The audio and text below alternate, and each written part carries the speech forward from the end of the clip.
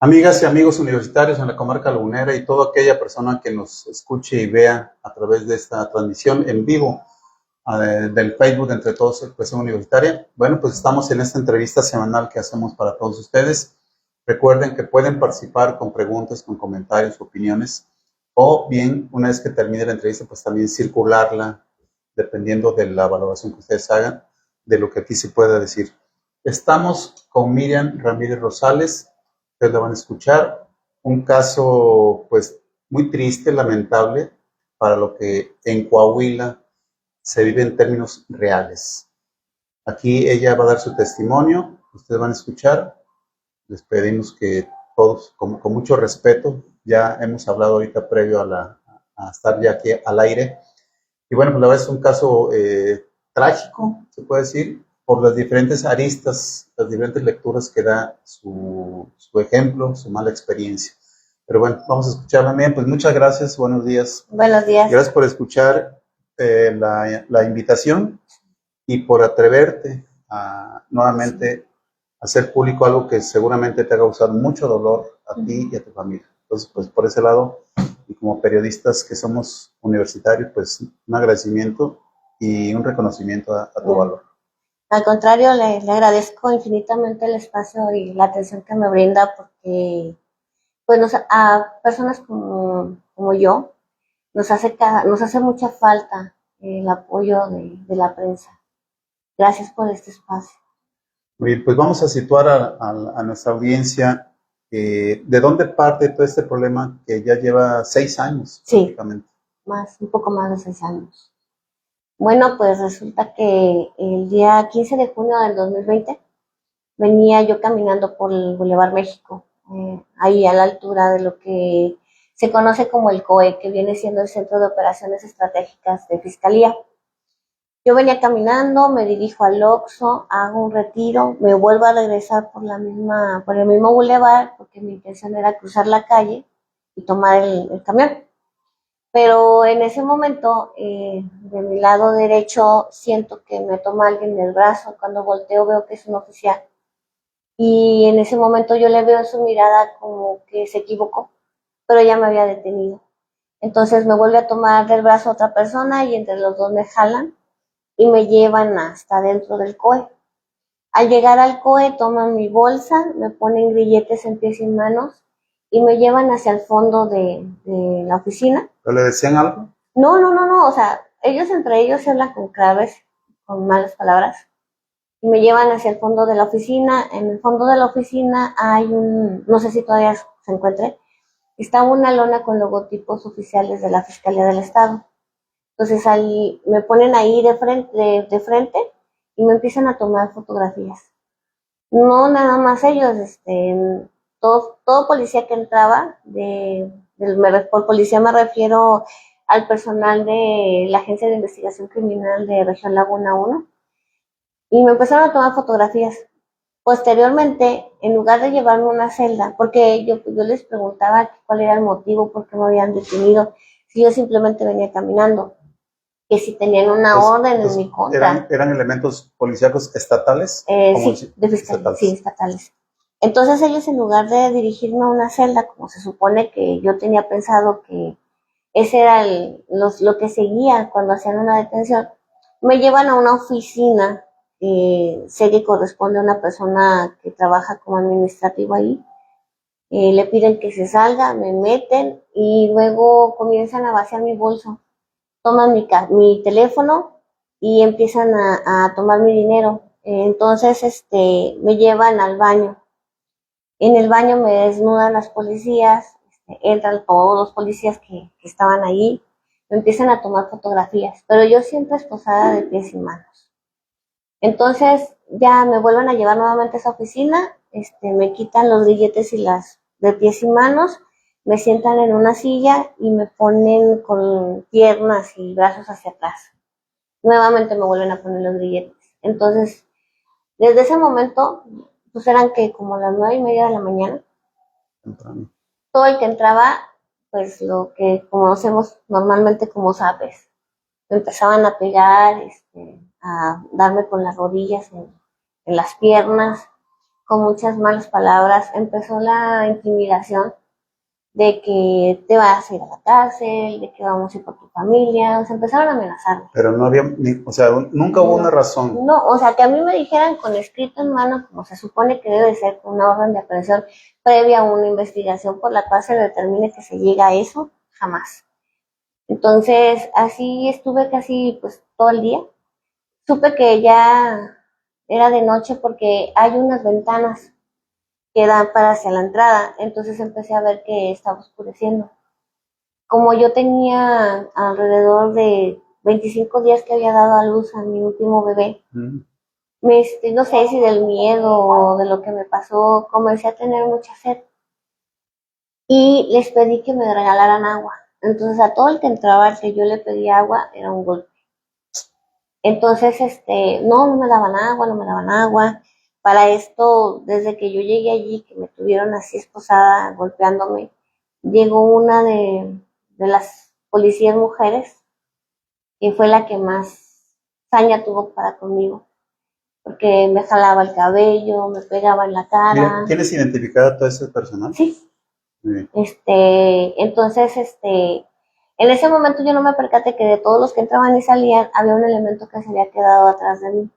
Atrás de mí había un archivero y había una botella con agua, tenían botellas con aguas así nuevas.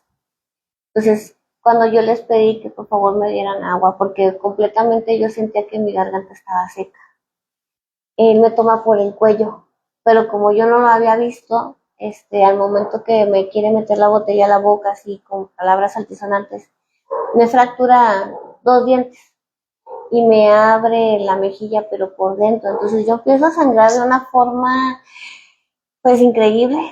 Y entonces como que todos se pusieron así como de que para qué. O sea, así como ellos se hablan entre sí, como con claves, que porque yo a lo que yo entiendo ahorita es como que se preguntaron uno al otro que por qué lo había hecho y que ahora qué hacían. Comienzan a llenar una serie de documentos y pues ellos tomaron a mal que yo les dijera que pues tenía derecho a una llamada. Y cada vez que yo decía algo era un golpe, era un golpe y era un golpe.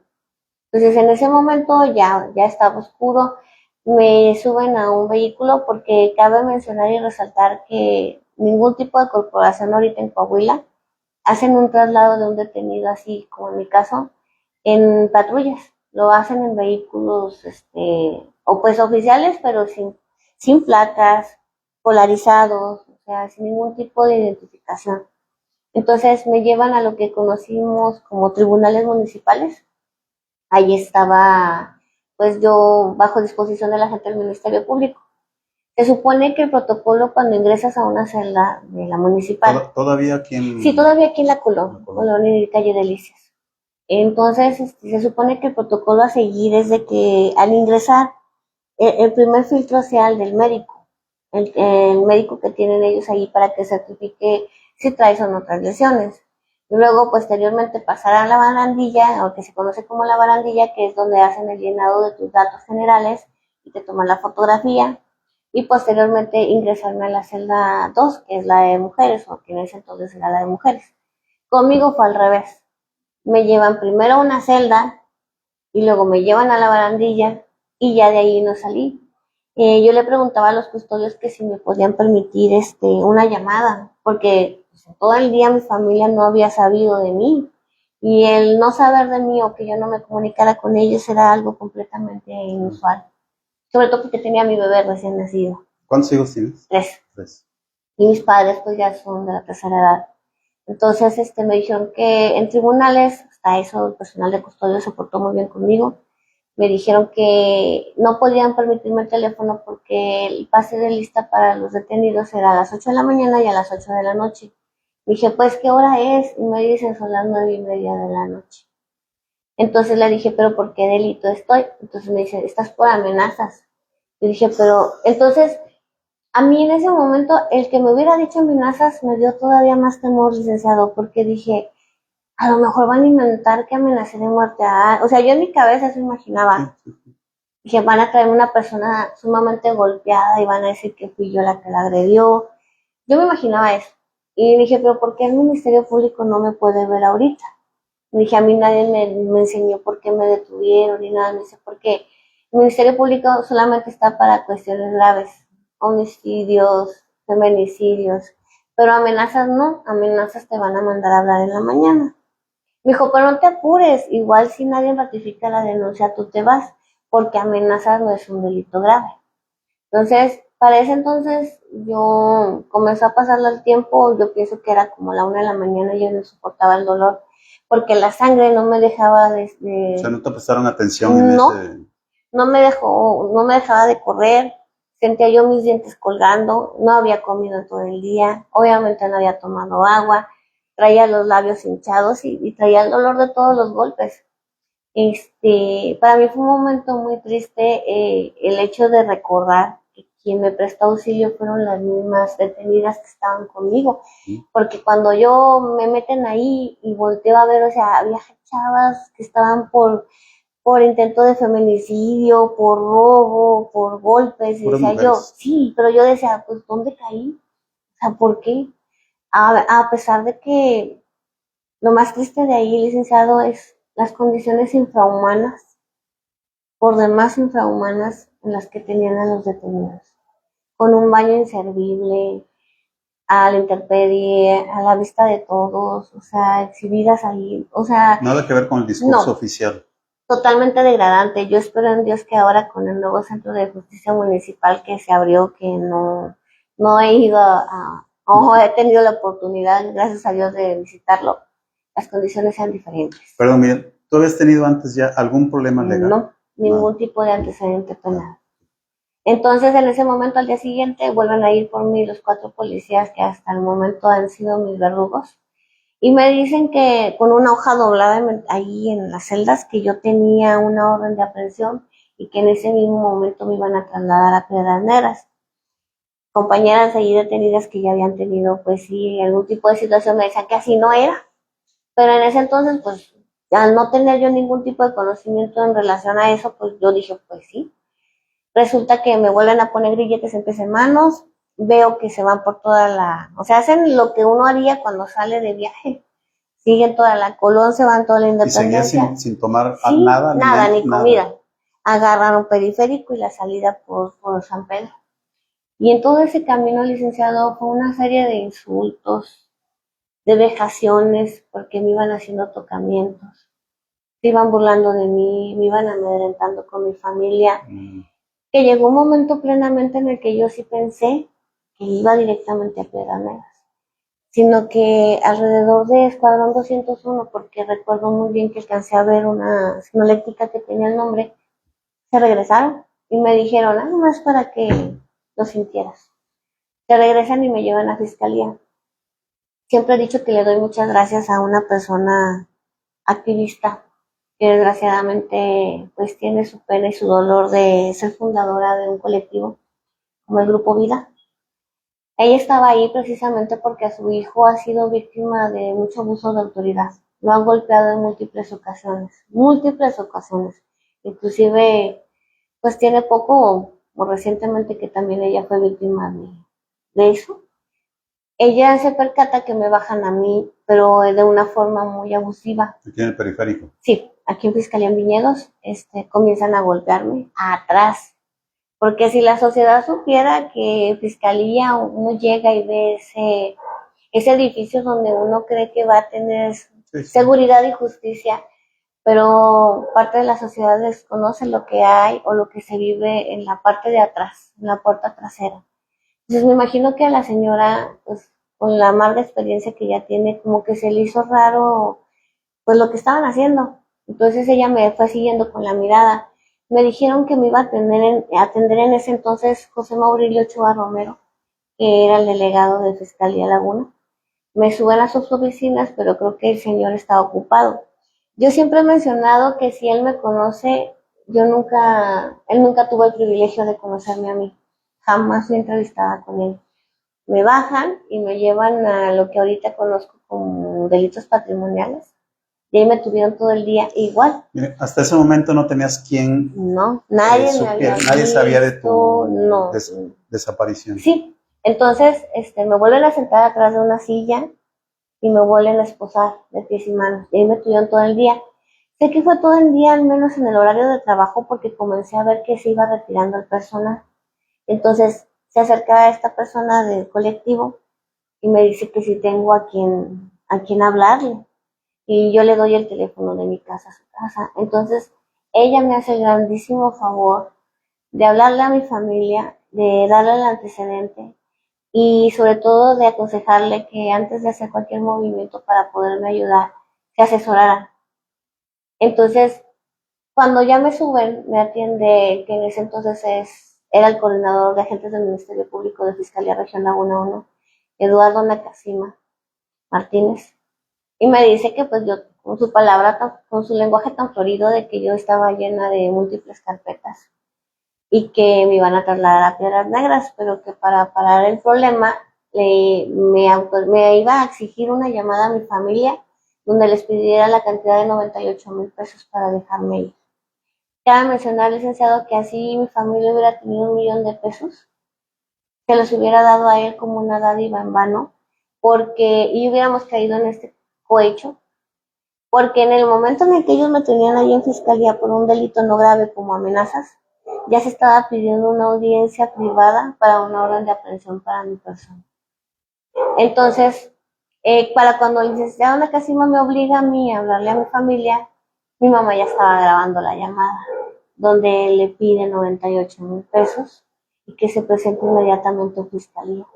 Cuando llega mi familia me ve toda golpeada y obviamente pues mis padres le dicen que no importa lo que pase, pero que me brinden la atención médica, porque yo ya tenía el labio sumamente hinchado, ya tenía todos los moretones, los rasguños, las mordidas, todo. Y pues el licenciado Nakasima les dijo que pues no, que eso a él le venía no importando, y que ellos querían el dinero, y le dijo a mi mamá, para mañana a las 10 de la mañana usted va a hablar a este teléfono y me va a decir si juntó la cantidad o cuánto lleva, si no para la 1 de la tarde yo mando pedir que le haga la orden de aprehensión, porque a las 5 de la tarde se le vence el término. Al momento de que mis papás se van a retirar, yo los abrazo y les digo en el oído que no paguen nada, que solamente quería que me vieran que estaba mal, pero con vida. Efectivamente, licenciado, al tercer día se vence el término. Entonces, a las 5 de la tarde, porque a las 5 de la tarde están hechos lo que fue la cuestión de ahí de barandilla. Tengo 2 dictámenes médicos por parte de médicos municipales, en ese entonces tribunales municipales, que argumentan que fui revisada. Ellos manifiestan que tuve muchísimas fracturas, que yo tenía muchas más fracturas previas, que tomaba medicamento controlado, o sea, cuestiones que jamás en la vida. O sea, todo falso. Sí, jamás lo pude haber declarado porque jamás me vio un médico. Entonces, en ese momento, a las 5 de la tarde, baja un policía y me dice que me va a ver el Ministerio Público. Entonces, cuando yo subo con el Ministerio Público, él a mí no me ve. Benito Tercero Rodríguez de esa jamás me da la cara. Gracias. Jamás me da la cara. Entonces, llego con un escribiente y me dice, con sus palabras también, ya te vas a ir, ya no la hagas de problemas. Me dije, pero ¿por qué delito estaba? Y me dijo, por amenazas. Dije, pero ¿a quién amenacé? Presentó cargos. Yo en mi mente, ¿verdad? Voy a tener que pagar un dinero o algo. No, tú ya no la hagas de problemas, ya te vas. Se supone que yo tenía que haber bajado por las escaleras, porque me estaban dando la libertad. A las 5:05 de la tarde. Al otro día de la detención. Sí, a los 2 días. O sea, hasta el término de las 3 días. Pero resulta que no, me vuelven a poner los billetes en pies y manos y me bajan nuevamente a la celda. Y en ese momento, bajando yo a los 5 minutos, entran otra vez los policías aprensores con una orden de aprehensión por un fraude por la cantidad de 300,000 pesos cometido a 5 personas en 4 carpetas de investigación. Yo sentí que me moría. Pero en ese entonces me vuelvan a sacar, me escarcelan y me llevan a fiscalía a que me revisara un médico legista.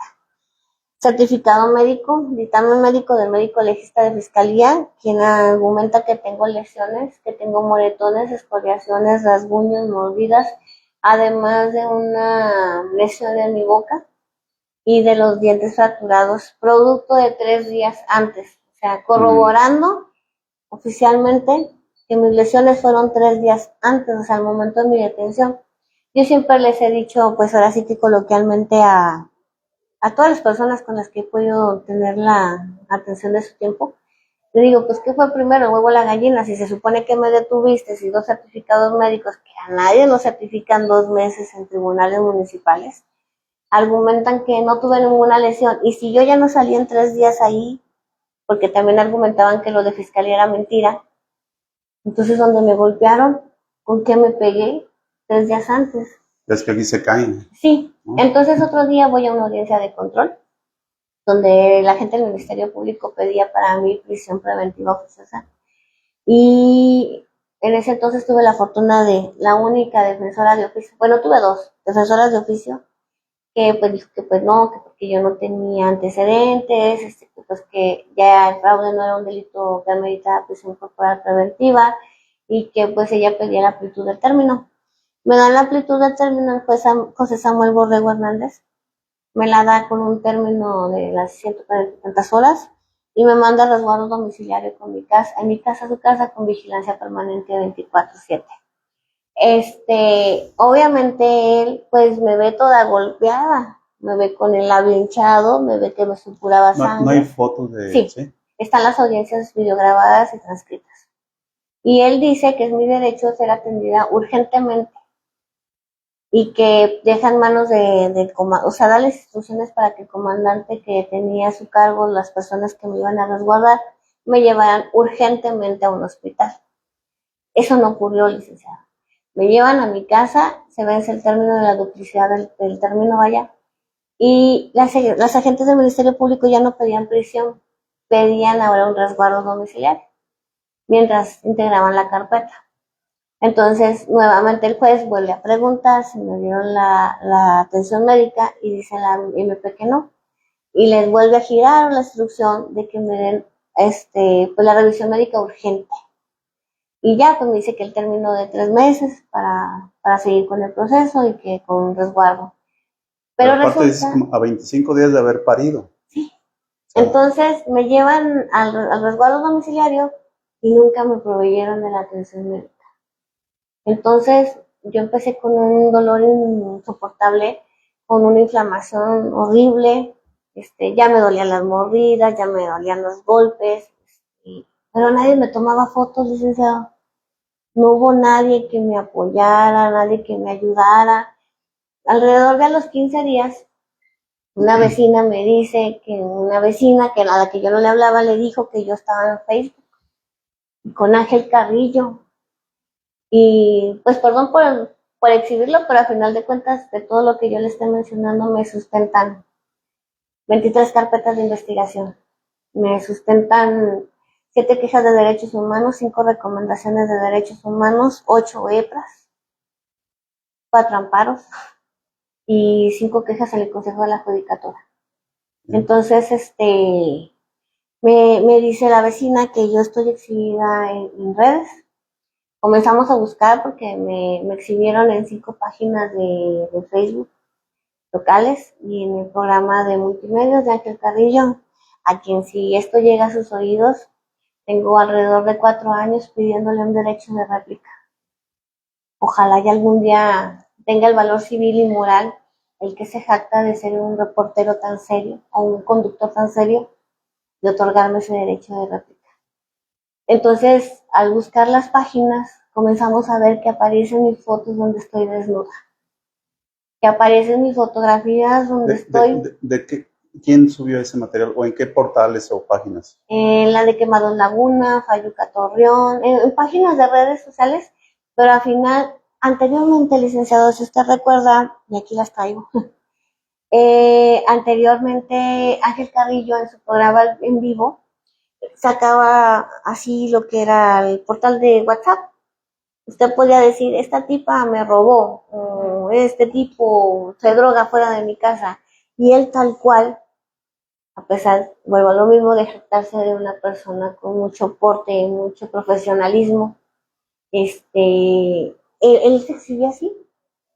Ahora no, Ahora él desde su computadora personal, él como que lee los mensajes y lo que le llama la atención por el morbo que él maneja, el periodismo amarillista que él maneja, él es lo que va mencionando. O ahora lo muestran en pantalla, pero difuminando el número y pues todo lo referente al usuario. Entonces, ¿dónde es mi sorpresa, licenciado? Que comienzan a exhibirme como vendedora de crico, como vendedora de droga, como puntera, como asalta zapaterías, como roba maridos, como estafadora de vales. Todavía a la fecha, si yo doy una entrevista o si tengo el privilegio de que alguien como usted me entreviste, no falta quien diga, ah, es la estafadora, o sea, y ese tipo de cosas duelen, ¿sabe por qué? Porque es como en mi caso. Yo, que me cometieron tantos delitos, yo estoy ávida de demostrar que me lo cometieron y no hago nada más una declaración para hacerla. Entonces, las personas que no saben o tienen desconocimiento de cuestiones jurídicas, un delito no puede quedar así sin demostrarse o no demostrarse.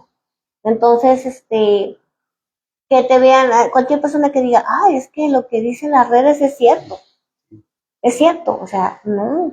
Desgraciadamente tenemos la mala cultura de apoyarnos de la policía cibernética, de la violencia digital. O sea, porque lo cierto es que son leyes ya impuestas. Es todo un tema que precisamente ahorita está el debate a nivel nacional, porque desde la Presidencia de la República quieren que esto se contenga y cada empresa, principalmente de televisión y radio, elaboren su código de ética, su código de conducta periodística, pues, mediática, y si acaso, y hoy lo volvió a decir, hoy, si hay mentira, la parte quejosa puede ejerza su derecho. Así es. Sí. Entonces, bueno, ahí está entrampado, eso, dice, y lo aclaró, no es para que el gobierno ponga multas, es para que la persona afectada sea limpia, pues, ¿no? Sí, se resarza su daño, porque principalmente el agravio cometido a mi persona por todos los delitos que se me han cometido y que se me siguen cometiendo, el escarnio público, licenciada.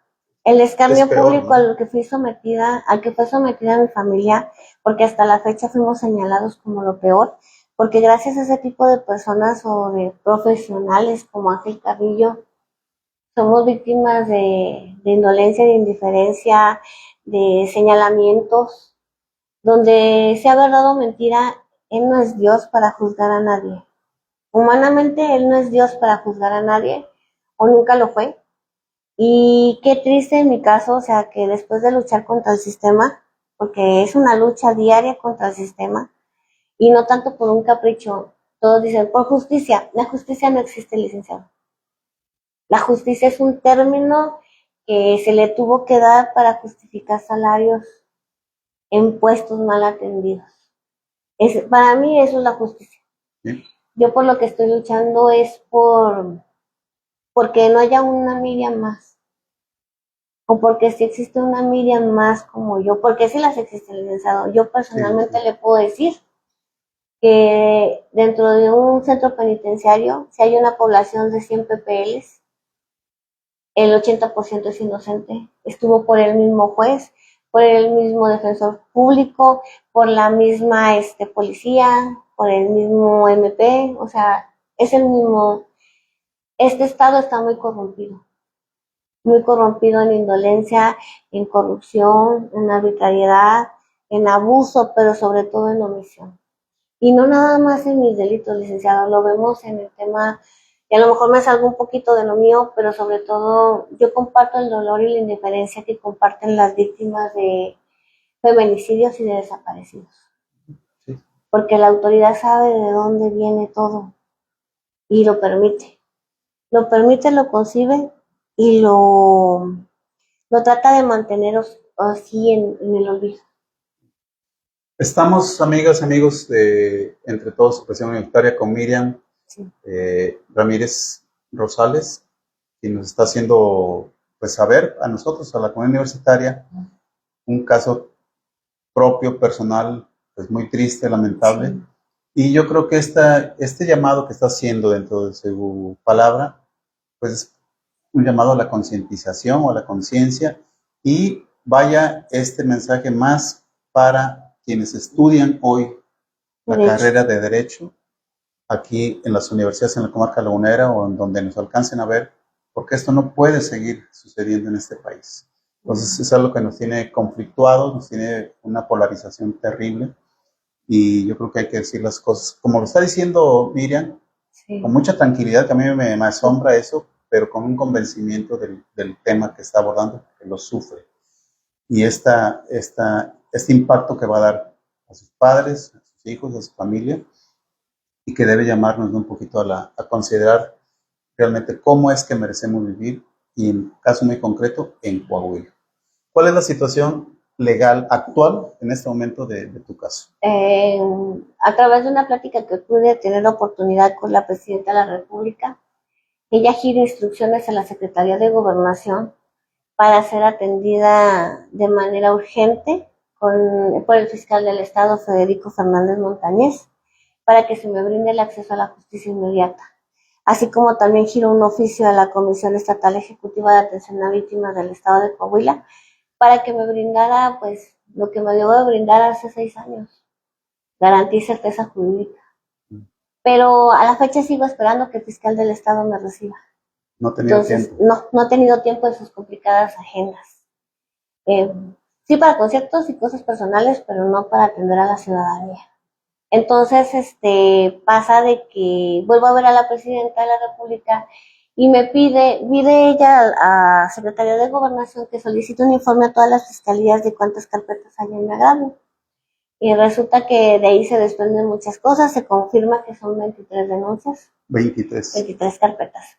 A la fecha estuve en la cárcel porque Fiscalía fraguó un intento de fuga o de cohecho para poder persuadirlos y que me dejaran libre. ¿Cuánto tiempo estuviste? En resguardo domiciliario 1 año y 14 días, cuando ni siquiera los delitos de alto impacto como secuestro pueden exceder los 80.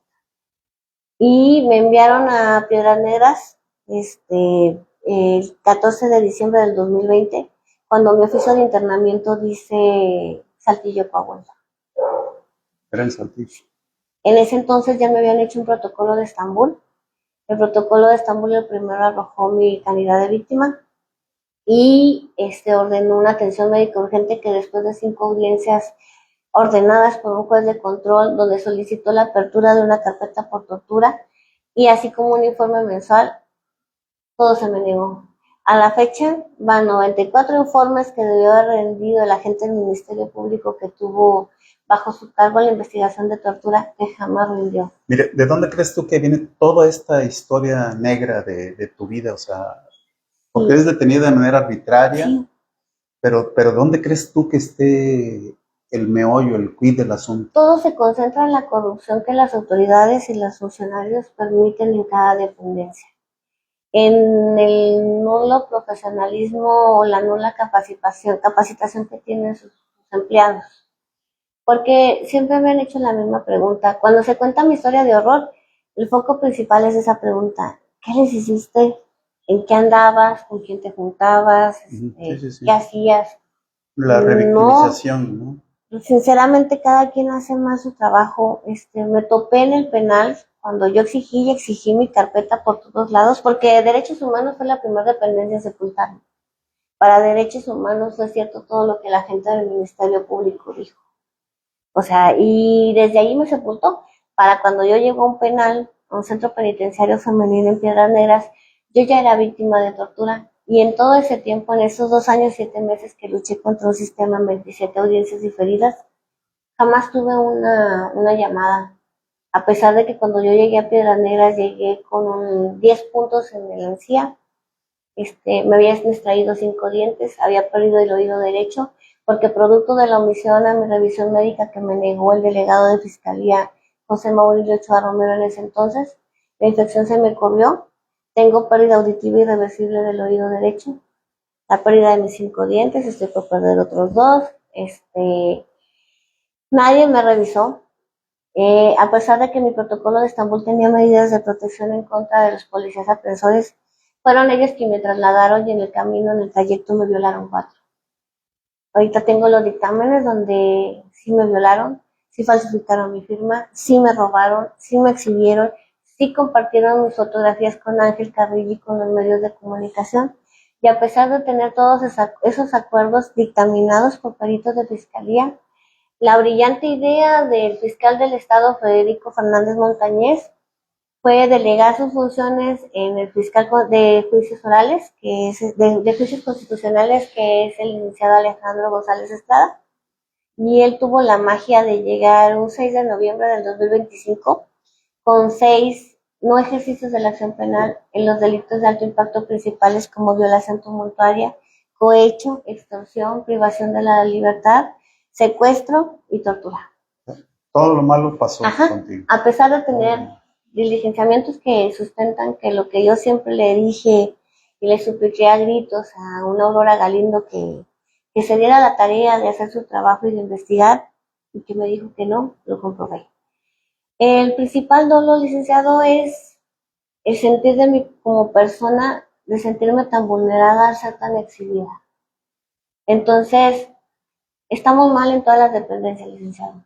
Y por dependencias me refiero a un Instituto de la Mujer, a un CG, a un DIF, a todas las dependencias que el gobernador se jacta de decir que protegen y ayudan a la mujer. Porque ellos ahorita mantienen el eslogan o su publicidad de que Coahuila el que la se la paga, que con las mujeres nadie, que Coahuila para adelante, que a pasos de gigante. Eso no es cierto. Y como víctima de tortura, la indolencia principal y la impotencia y pues el sentimiento de desesperación y de ansiedad me lo causa que una persona que tiene bajo su cargo la seguridad ciudadana federal como Mar García Harfuch, yo lo digo de este lado, o sea, digo, que le dé alas a un gobierno tan corrompido como el de Coahuila, donde nadie quiere soltar su silla. Es su silla porque el puesto no, o sea, nada más le cambian de lugar. Y como víctima, eso es lo más triste, licenciado, que recurres a un gobernador del estado y te dice que por autonomía él no puede tener injerencia en mi caso. En la fiscalía. Sí, porque el fiscal se maneja solo, existe una contraloría interna que se sanciona sola, pero ¿cómo puede ser posible que los delitos de alto impacto quieran ahora sí que se verifiquen o que se examinen por parte de una misma o una propia contraloría interna? O sea, como un delito lo vas a convertir en falta administrativa. En mi caso, yo tendría todo para que me dieran una disculpa pública, que se la he solicitado al gobernador en cada que tengo oportunidad de saber que está en un evento público, que se la he solicitado a un Mediayú, porque a él le compete el Congreso. ¿Qué ha dicho Miguel? Nunca me ha contestado un oficio. Fíjese que ahora sí que es cuestión de tiempos y de creatividad y pues de tener los medios, ¿verdad? Para poder tramitar un amparo, porque todos mis oficios los he sustentado siempre en el artículo 8, que se supone que él, siendo el presidente del tribunal de la comisión del Estado, del Congreso, sabe que debe decirme, o sea, ¿sabes qué? Te voy a acordar dentro de un año si quieres. ¿En qué sentido me voy a pronunciar yo a tu petición? A la fecha nada. Tengo todo para poder exigir, no pedir, exigir una disculpa pública por parte del gobierno de Coahuila, porque tengo una sentencia absolutoria, tengo una queja de derechos humanos, tengo una recomendación de derechos humanos, tengo un EPRA en Contraloría Interna, tengo una resolución de Fiscalía, donde lo único que gané por privarme de la libertad de haberme violado fue una sanción de una suspensión de 15 días sin goce de sueldo a policías de la Agencia de Investigación Criminal que siguen trabajando. Todos siguen siendo adscritos. Corrupto. Sí. Ahorita lo que tengo, como le digo, yo no creo en la justicia, pero mi principal temor es mi familia y mi integridad física y mi patrimonio, porque es lo que la parte que la prensa no dice, ¿verdad? O sea, que un Ángel Carrillo no dice, o sea, porque gracias a él supieron cómo entré a un penal, pero él nunca se ha dado a la molestia de decir cómo salí, ni de hacerle saber a la gente que soy la única sentencia absolutoria como mujer en un juicio oral en Coahuila, ratificada en 4 días por un juez de un tribunal unitario aquí en Torreón. Entonces, la cuestión es de que mi miedo principal, licenciado, es que los policías siempre se mantuvieron en que todo lo que yo decía era mentira. Como lo refiero, ahorita con dictámenes propios ya se comprobó que todo lo que he dicho es verdad.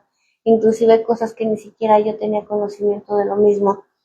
Pero mi temor mayor es de que ahorita en lo que el juzgado de distrito se pronuncia en algún sentido referente a unos amparos que están interpuestos en este momento, donde también soy víctima de tanta argucia, porque a uno como víctima sí tienes que respetar un término que por derecho ellos tienen.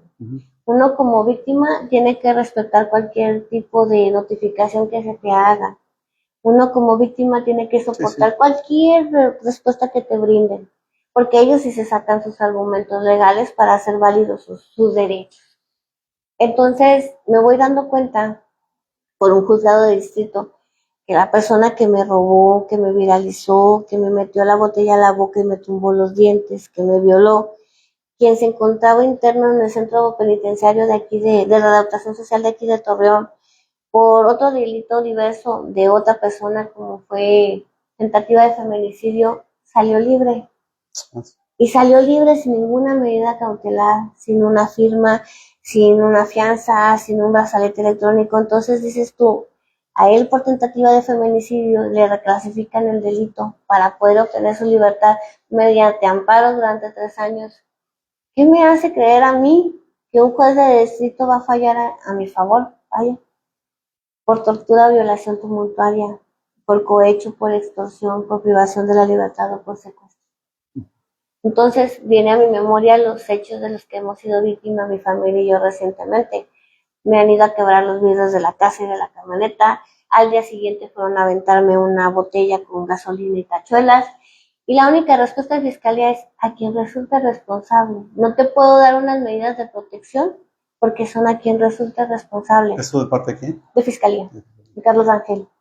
Acabo de tener, el privilegio de haber ganado un amparo donde después de 4 carpetas que Fiscalía Torreón me perdió por amenazas, gané un amparo para la reposición del proceso y no solamente eso, la jueza de control que llevó a cabo la audiencia pidió que se adjudicaran las otras 4 carpetas, puesto que la mala diligencia o la mala praxis de la gente del Ministerio Público para investigar los delitos, esclarecer los hechos, pues me tenía a mí o me mantenía a mí y a mi familia en esta posición de riesgo y de peligro.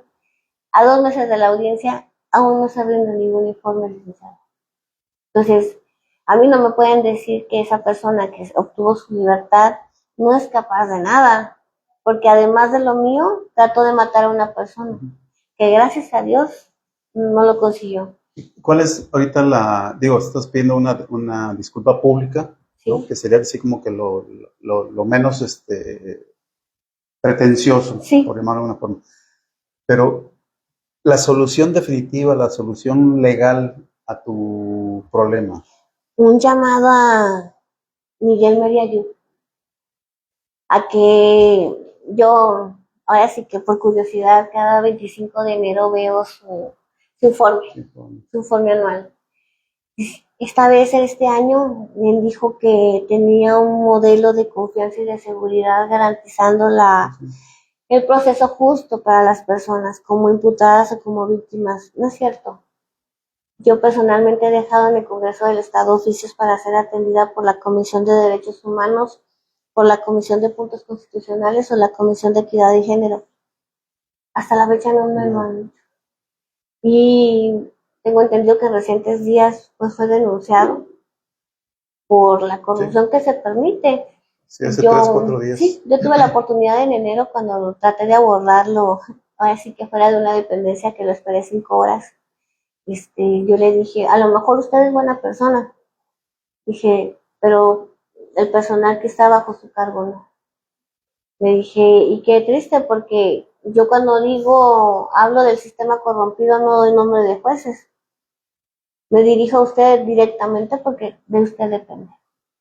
Entonces, el llamado principal, pues son a varios licenciados, si me lo permite, a Miguel Ángel Meriayú. No puede ser posible que como mis imputados aparezcan el que ahorita es coordinador de jueces, Beque Rodríguez Gámez. Miguel Felipe Mer. Sí. Miguel Felipe. Sí. José Samuel Borrego Hernández sean mis imputados dentro de una carpeta de cohecho, donde solamente tienen librado una orden de aprehensión en contra de un administrativo y ellos estén impunes. Y no solo impunes, hayan estado en una contienda para reelegirse en el mismo cargo, nada más el cambio de puesto. Que no puede ser posible que a 1 año 4 meses tenga una orden de aprehensión en contra de esa persona que nos cometió un cohecho el día que obtuve mi libertad y no lo puedan detener.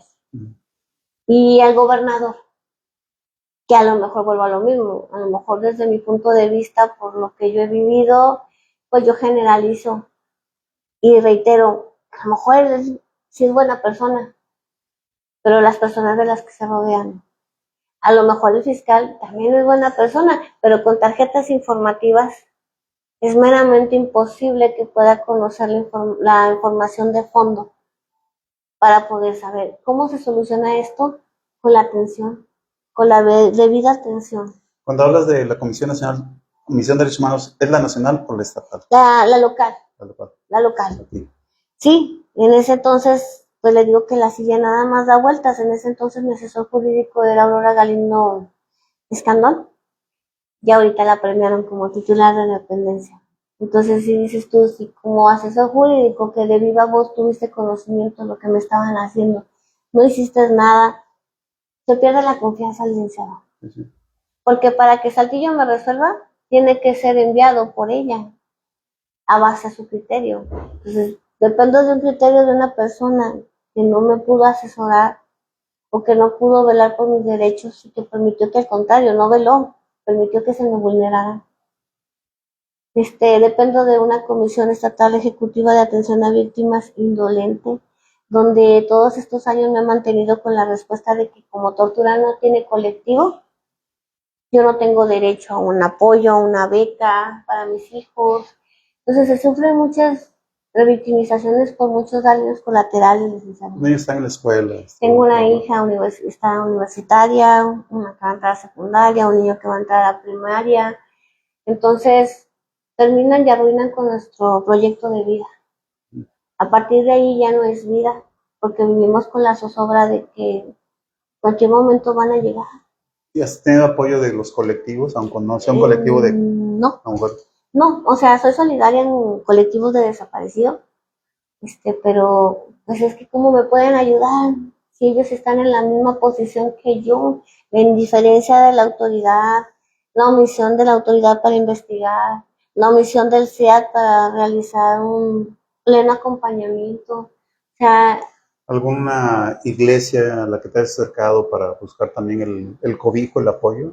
no solamente tuve el acompañamiento de la Iglesia del Perpetuo Socorro, porque cuando yo tuve que salir huyendo el día que salí libre, aquí me acogieron 2 días, porque yo tenía miedo a que me fueran a detener o algo, hasta que dije, pues no, padre, con la pena yo tengo que llegar a mi casa, porque mi sentir y mi dolor más grande, licenciado, es que yo dejé a mi bebé de brazos. Cuando estuve en el penal no tuve la oportunidad de que me lo llevaran, porque pues estaban muy chiquitos para que mis hijos me vieran ahí, a 8 horas de distancia. Y en un penal yo no puedo tener fotografías.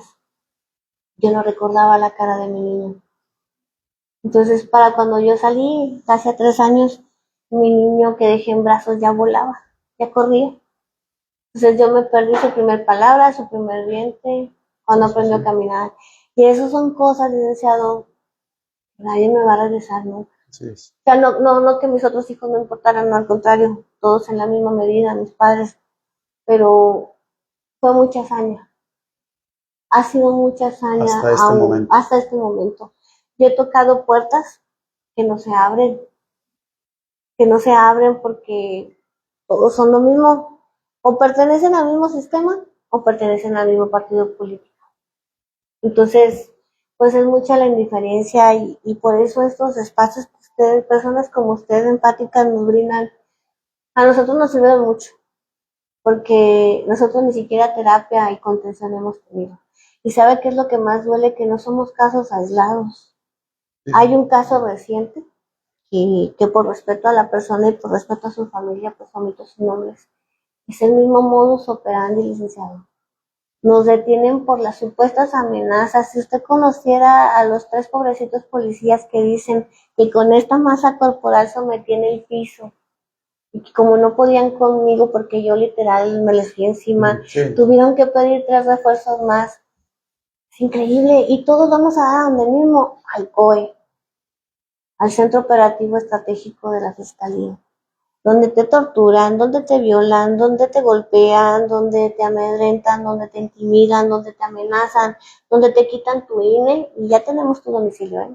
Y si dices algo, o sea, ver, donde te roban. Mira, no sé qué para la pregunta, pero ¿has orado? ¿Le has pedido a Dios? Sí. Digo, a lo mejor no cabe la pregunta, Fíjese pero... que yo le podría decir que por convicción y por cosa que me inculcó mi familia, siempre fui católica. Cuando llegué a un penal, yo vivía pendiente de que hablarle al defensor de oficio y voy a hacer este escrito, voy a hacer lo otro. En el penal me bautizaron como la abogada del diablo porque no me dejaba. Empecé a trabajar en todo lo que pude ahí en el penal y a comprarme mis libros, a pedirle a la directora del centro penitenciario que me comprara mi código, que me comprara mi ley de amparo, que me comprara mi esto, me comprara el otro, y me daba cierto tiempo en la biblioteca, porque teníamos una biblioteca. La mayoría de la sociedad pretende o piensa que en una celda estás, no sé, jugando al gato o peleándote. No, hay gente que de verdad se reincorpora a la sociedad o busca eso, o cayó allí, ¿sabe por qué? Por una mala defensa, porque acá afuera te cansaste de pedir ayuda y no te la dieron. ¿Qué piensas de los abogados en general? Yo espero que, bueno, actualmente, gracias a Dios, los estudiantes tienen muchos medios para actuar en un futuro, primero con lealtad y ética, y espero que también con humanidad. No está como anteriormente, que si no tenías un libro, pues no podías estudiar. Ahorita ya el que no estudia es porque no quiere. Ya hay programas de becas, ya hay todo. Yo espero, porque también me he topado con eso, licenciado. Los maestros que están ahí son funcionarios. Sí. Son funcionarios que para darles un cierto empuje, perdón, se los llevan como meritorios, se los llevan como practicantes, como asistentes. Y yo espero que les enseñen lo bueno. El No, sistema sí, los absorbe, sí. los corrompe. No lo corrompido, porque entonces, ¿sobre qué estamos trabajando? ¿Cuál es el futuro que les vamos a dar realmente? El derecho es muy bonito, es como la medicina, es una rama hermosa, porque no está concentrada en una sola cuestión. Puedes ayudar a muchísima gente de muchísimas maneras, pero es triste cuando se usa de la forma más fácil, y la forma más fácil es corrompiéndote, olvidando todo lo que se supone que durante 5 años, que creo que es lo que dura la carrera, luchaste. Yo ya en un arrebato, en octubre del año pasado, tuve la oportunidad de hablar personalmente y conocer a mi queridísimo director y titular de la Comisión de Víctimas estatal. Y le llevé un oficio y le dije, ¿me puede ayudar a hacer una gestión con el rector de la UAC para que me permita estudiar Derecho? Y se rió. Y esa sonrisa a mí me dolió, porque me dijo, ¿y ahora por qué quiere estudiar Derecho? Le dije, para defenderme y no depender de defensores como usted. Y yo creo que mi comentario le costó, o me costó a mí muy caro, porque nunca me ayudaron. ¿Tú tienes la preparatoria hecha? Sí. Por cierto, acaba de salir información, porque sí. de ayer, ahorita creo que están vendiendo las fichas para el examen de admisión del semestre enero-junio del próximo año. Sí, creo que va a ser en línea, ¿verdad? Sí, entonces, digo, por si te interesa y de veras, yo creo que no sería un ¿Sabe mal paso. cuál es mi sueño, licenciado? Poder ayudar a mis compañeras que se quedaron en el penal. Sí, Tuve la fortuna de insistirle cuando estaba en el penal. No sé cuánto tiempo dispongo, pero no es anécdota, pero sí es considerable para mí mencionarlo. Le pedí a la directora del Centro Penitenciario de Peraneras que me ayudara a mandarle unos escritos al licenciado Miguel Felipe Meriayú, porque yo quería una entrevista con él, y me la concedió. Y casi cuando me la hizo por Zoom me dijo que más por morbo que por curiosidad me la estaba dando. Porque cuando una PPL, porque en un penal, licenciado, perdemos hasta nuestra personalidad. Ya no somos Miriam, ya no somos Claudia, somos PPL. Le había pedido eso. Entonces me dijo, ¿qué es lo que me pide? Le dije, le pido por favor una revisión minuciosa y pormenorizada en mi expediente. Porque no eres mi materia. todavía no llegas a mí con un amparo. Le dije, no, ¿cómo voy a llegar a usted con este círculo vicioso que corrompen los jueces que están bajo su cargo? Por eso se lo estoy pidiendo. Le dije, en segunda, le dije, por favor, reábranos el cerezo de San Pedro. La ley de ejecución de sanciones dice que una persona, una PPL, debe de estar a 10,000 kilómetros de donde se cometió su delito, de donde es originario. No es mi culpa que el gobierno se haya acabado la partida presupuestal destinada para poder remodelar ese centro penitenciario. Que todos están en Gómez Palacio. Sí, y se me quedó viendo así como de que, ¿dónde lo está leyendo? Y luego me dijo él, ¿qué otra cosa más me pides? Le dije, mi juicio oral. El Código Nacional de Procedimientos dice que no puede ser 20 días antes de mi audiencia, después de mi audiencia intermedia, pero tampoco puede ceder los 60. Tengo 6 meses esperando mi juicio oral. No sé qué, no te prometo todo, pero algo voy a hacer por ti. No sé si fue Dios, casualidad, chiripada, coincidencia, pero el 7 de marzo me llegó mi juicio oral. Y pedí ser trasladada a Torreón, porque dada la importancia de mi caso, esa es otra, licenciado. Hay buenos y malos abogados, pero hay peores abogados. Sí. En mi proceso yo le di la vuelta 3 veces a toda Defensoría Pública. ¿Y qué es lo que te dice un abogado para acabar con tu carpeta y cumplir con su estadística? Vete al abreviado, declárate culpable.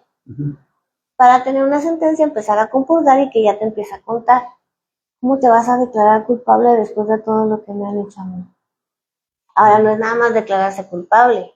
En mi caso era un delito patrimonial el cual me exigió una reparación de daño y un pago de una fianza, y quedar con antecedentes penales solamente porque un defensor público que percibe un salario salido de mis ingresos, de mis impuestos, no quiere batallar. Sí, a mí me todo eso. Entonces, hay mucha indolencia, licenciado. Mucha indolencia, mucha corrupción, mucha desinformación, porque a lo mejor volvemos a lo mismo, las cabezas grandes están desinformadas. Pero el punto principal son los policías, el tipo de detención que hacen. Sí. En cualquier corporación, ¿eh? Sí, creo que eso es, bueno, lo hemos comentado en otras ocasiones. Los elementos policíacos municipales y estatales son los de mayor número de quejas, sí, en las comisiones municipales y derechos humanos. Pero no terminan en nada. Pero no pasa nada. No pasa nada. O sea, siguen trabajando y lo único que logramos como víctima pues es exponernos más. Muy bien, pues Miriam, tenemos que despedir esta plática, esta charla. Yo te agradezco mucho la confianza. Lamento mucho tu caso, de veras, incomoda, duele, pues. Sí. Esperemos que haya sensibilidad de parte de quienes hayan escuchado, visto, y que esta entrevista que se queda ahí en las redes de nosotros, pues que la reenvíen, que la circulen, porque tiene que llegar a donde tenga que llegar y esto se corrija, porque no es posible que siga sucediendo. Así es, en algún momento alguien me va a escuchar. Así es. Y ojalá llegue al cielo. Sí, no, pues Dios nunca me soltó. Yo crucé brazos, pero siempre doblé rodillas. Entonces sí. Bueno, pues muchas gracias, no, al contrario, amigos, muchas gracias por este espacio con ustedes compartido. Nos saludamos la próxima semana. Escucharon ustedes este triste suceso, caso de Miriam Ramírez Rosales. Sí. Gracias.